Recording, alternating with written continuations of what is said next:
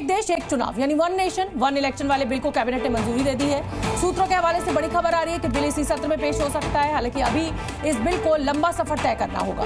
सभी दलों के सुझाव लिए जाएंगे और इसके बाद संसद में बिल को पास करना होगा। इससे पहले रामनाथ कोविंद की कमेटी ने सरकार को एक देश एक चुनाव से जुड़ी अपनी रिपोर्ट सौंपी थी और ये बीजेपी की बहुत महत्वाकांक्षी जिसको कहा जाए इच्छा है, महत्वाकांक्षी योजना भी इसको कहा जा सकता है कि बीजेपी की हमेशा ये रहा है एनडीए सरकार का कि वन नेशन वन इलेक्शन होना चाहिए, लेकिन कांग्रेस इसका पुरजोर विरोध करती आई है। तमाम विपक्षी दल इसका विरोध करते आए हैं और आज इसी बीच कैबिनेट से इसको पास कर दिया गया है।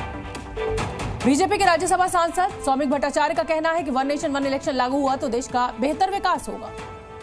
स्वागत करते हैं इसका। हम लोग कई सालों से ये बोलते हुए हैं, जिस देश की अर्थव्यवस्था की खातिर, देश की अंदरूनी सुरक्षा का खातिर और पूरा लॉ एंड ऑर्डर सिचुएशन का स्वार्थ में और पूरा देश का वृद्धि अगर एक साथ हो जाए, इसी के लिए वन नेशन वन इलेक्शन का जरूरत है।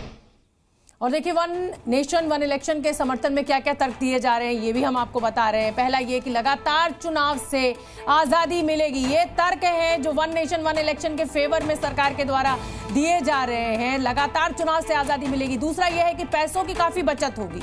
तीसरा जो बात इंपॉर्टेंट है वो ये कही जा रही है कि बेहतर तरीके से सरकार की नीतियां लागू होंगी। और चौथा यह कि विकास का काम भी बेहतर हो सकेगा।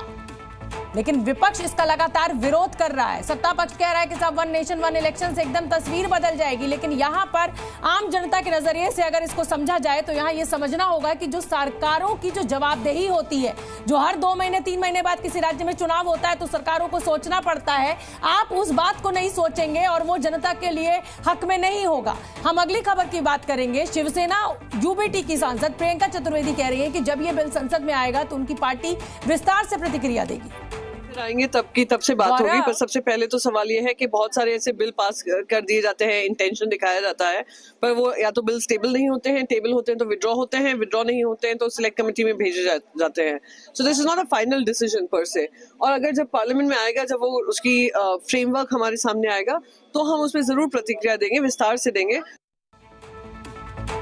और वन नेशन वन इलेक्शन का विरोध क्यों हो रहा है यहाँ भी आपको ये भी समझना चाहिए। इसके पीछे भी तर्क है और तर्क ये है कि संविधान में अलग से कोई जिक्र नहीं है इसका।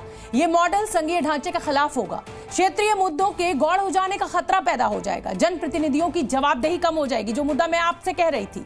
व्यवहारिक रूप से बड़ी चुनौती साबित होगी। जब भी किसी और दूसरे राज्य में चुनाव होता है तो सरकार कीमतों को कंट्रोल करती है, चाहे वो गैस की हो चाहे वो पेट्रोल की हो।